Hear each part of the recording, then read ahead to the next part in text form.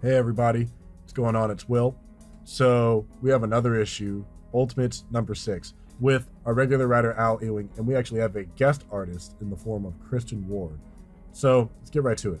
It starts off with Galactus kind of going on a monologue about the Greek tale of the man Sisyphus, who was doomed to eternally push a boulder up a cliff, only for it to roll back down to the bottom.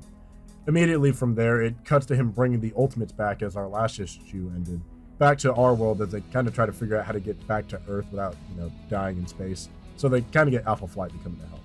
We learn from there that eternity is chained into a fixed place instead of ever expanding or changing or free to do as pleasing. And Galactus's mission is to actually find out who did it. On his way there, he encounters Lord Chaos and Master Order, the personifications themselves of Lord Chaos and Order. They're upset that the World Eater has become the Lifebringer, and frankly, Galactus doesn't give a shit.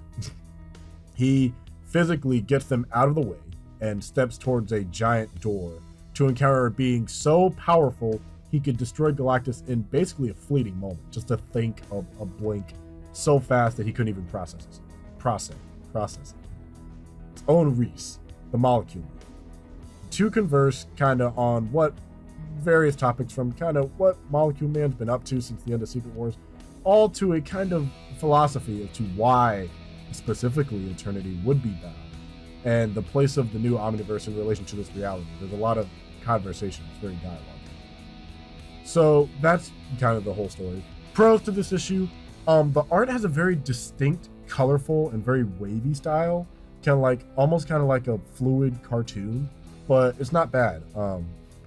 It's certainly different, so that may turn some people off, but I don't mind it. I don't think it's bad. And each issue so far has had a focus on a specific member of the Ultimates. And I don't know if you really would determine whether Galactus is or isn't a member, but he is a Lifebringer, and he has been playing a significant role. So this is very much a Galactus heavy story. And I like that the writing is a very, very good mixture of kind of philosophical ideas.